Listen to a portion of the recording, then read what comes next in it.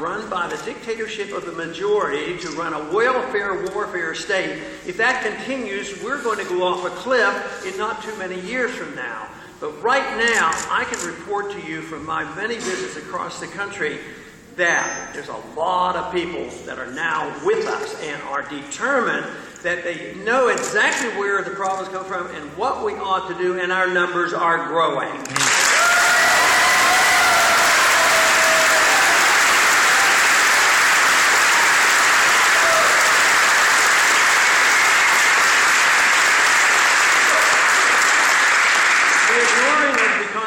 Has affected us obviously in the monetary policy and the entitlement system.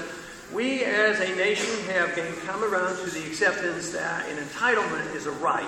An entitlement sounds pretty good. I mean, if you're entitled to something, it sounds like a right, but it's all mixed up.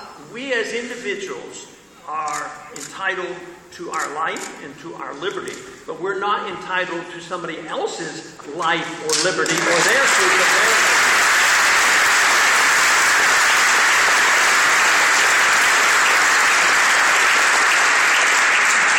Because of our carelessness, now we have developed a system around that we're going to have perfect fairness and perfect equality. It's something that is a goal of socialist communist nations. Perfect equality can be achieved, and it has been achieved in some of those nations, but it's usually by downgrading, putting everybody down into the poverty level, destroying all their rights. Yes, they're equal, but they're equally harmed by what the government has done. What we want to do is make the emphasis on individual liberty. Everybody deserves their life and their liberty. It should be guaranteed by the government. It comes from our Creator in a natural way, and it does not come from our government.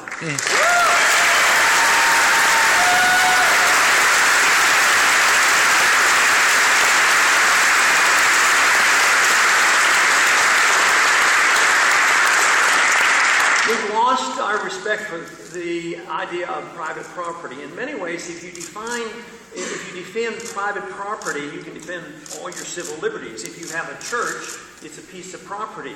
If you protect that property, you protect what's in that property, and that is our churches or our homes or our own personal lives. And if that would be protected, then we would be much better off. But what has happened today, because of this idea that we're going to have perfect equality, we've also have come to the belief that we can have perfect safety. And of course the founders, and especially Benjamin Franklin, warned, if you're willing to give up your liberties for safety, you're neither going to be safe nor are you going to be free. And unfortunately, that is where we are. We should never have to give up or never be tempted to give up any liberty to be safer, because it won't make us any safer.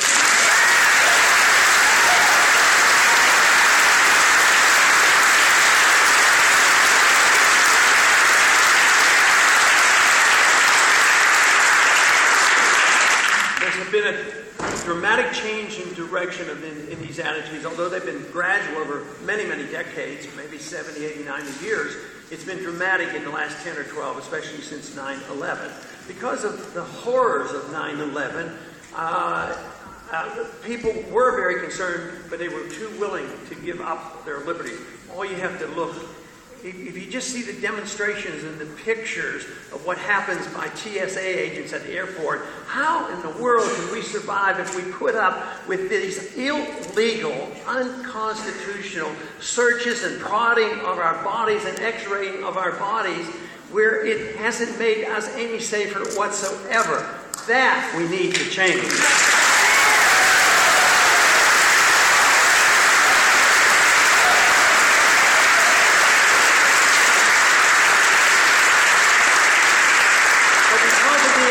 After 9/11, which we all shared in the concern about what was happening, Congress rushed the bill to the floor. The bill had been written many years ago and had been just sitting around waiting for an opportunity for it to be passed.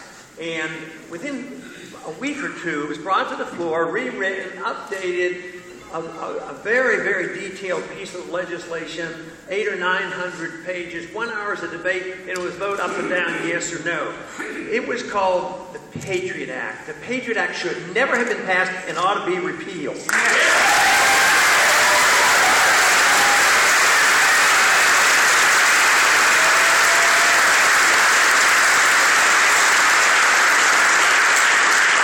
I was sitting next to another congressman when we were voting on it, and I called his attention to it. I said, you know, how come you're voting for this? And I was voting against it, in case you didn't know. So I said, why are you voting for this? And I said, you don't know what's in it. You haven't read it. We haven't had it. It's been around long enough. He says, I know. He says, how can you vote against the Patriot Act? You know, it's the name that said it. You know, they always, if you see the name on a bill in Washington, what's in the bill is almost always the opposite of what the bill name says. So he says, then how could I go home and explain to my constituents that I voted against the Patriot Act right after 9/11?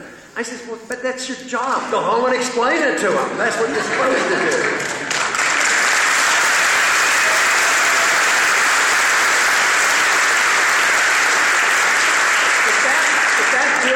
Called Repeal the Fourth Amendment Act, it wouldn't have passed. But anyway, it sailed right through. But we're suffering the consequences. We gave up an awful lot because now they can look at all our records and no authentic search warrants, no going to judges.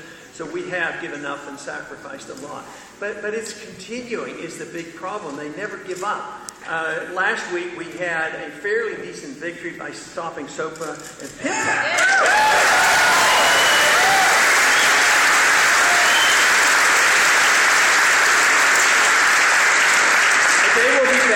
There's a treaty that the president has just signed that has a lot of that same stuff in there. And let's hope our senators know not to ratify that treaty because it's going to do some of the same things in controlling the internet. The internet is the weapon of liberty as far as I'm concerned.